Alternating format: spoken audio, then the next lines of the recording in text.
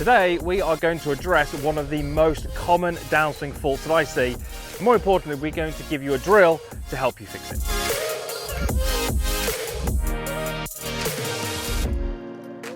So welcome back to the Forest of Arden. The 16th hole is behind me and we're talking about downswing in this video, and we're going to cover possibly the most common fault that I see amongst the amateur golfers. Just before we get started though, down in the description box below there is a link which will allow you to be a subscriber if you're not already, or if you are going to wait to the end of the video, there's a clickable link. It'll allow you to join my channel and we can help you play some better golf this year and then lower those scores. So what is the most common downswing fault that I see? Well, it's to do with the kind of swing shape, and it's very much the angle that we swing down at. So if I took my starting position to this 8-iron here, we would see so many golfers who are on the way down, they are far too steep in how they deliver the golf club to the ball.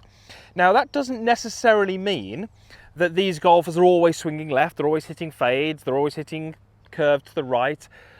Being steep doesn't mean that the path is left. I can still have my path to the right, I can still have my path neutral, I can have my path left. But when we have a steep downswing, we have to recover many of those things in order to hit decent shots. So if we do see this steep downswing position, we do sometimes see the path left.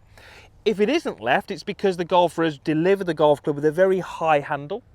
They've often lost many of their body angles. They generally haven't rotated very well through the golf ball. And so even if the path is fairly neutral, we see lots of inconsistencies in both strike direction and often the height that we get on those shots as well.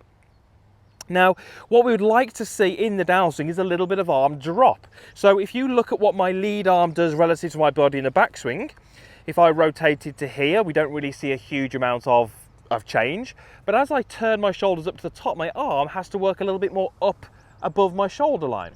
So as we start down, if that never changes, we end up with this steeper downswing position. So what do we actually want from the top? Well, we want a little bit of what happened in the backswing in reverse. So as I get to the top and I start my downswing, I do want to feel a little bit that my left arm works more down my chest. So you can see how I'm revealing the logo on my shirt here as I start down. Now as I'm doing that, I'm rotating, and what it allows us to do in the downswing is maintain some depth. Depth being how much the hands are this way in the downswing. If you don't maintain that depth, if your hands move out this way, unfortunately you're in a bit of trouble. You're going to hit those shots that we spoke about at the start of the video. So you can see I've set myself up a little exercise station here, got my Alignment Pro in the ground, roughly at the same angle as my golf club, a little bit outside that target line.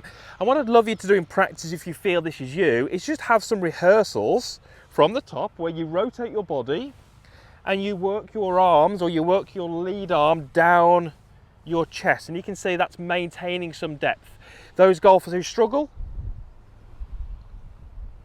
this would be the move we would tend to see.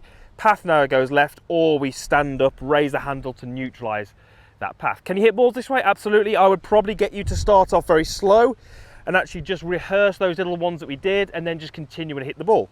So set myself up to the top, rotate, work the arms down, keep doing that a couple of times, and we've done it a couple of times, just go ahead and just collect the golf ball.